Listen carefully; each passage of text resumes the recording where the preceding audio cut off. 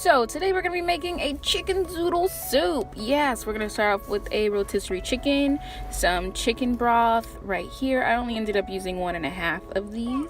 Some pre-diced onions, and then I'm going to use some baby Bella mushrooms, some carrot chips, some celery, and 3 lovely zucchinis.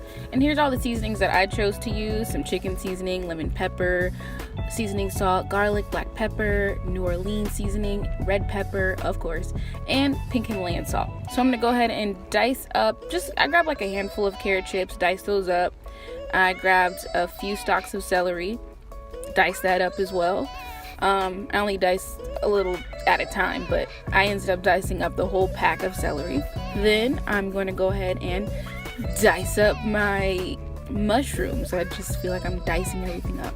Then I have my skillet here with coconut oil in the bottom, and I purchased the onions already pre-diced,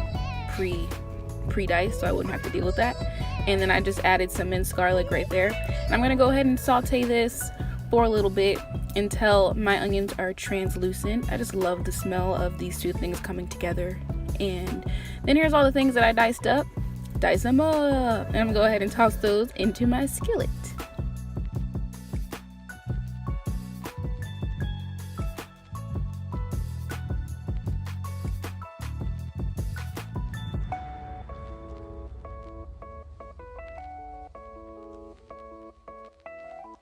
And then I'm just gonna go ahead and mix all this stuff up and let that just simmer for a minute and cook all the way down.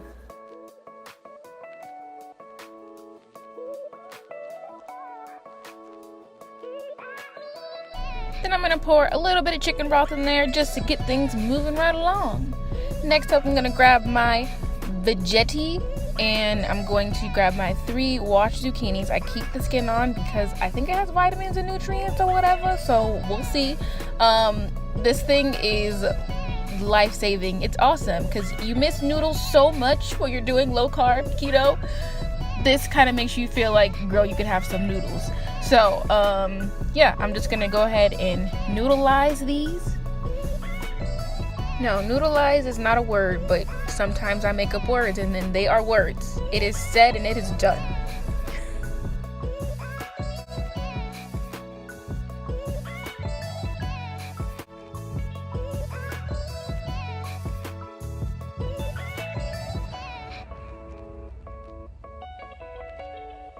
Then I'm gonna go back, and you see how cooked down my mixture is? That's what I'm talking about. That's what I want to see. That means it's ready to be moved over to the crock pot.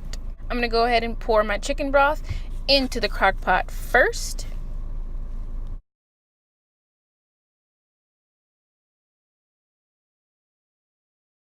And now it's time to add my mixture into the crock pot. Raindrop, crock pot, I need to stop.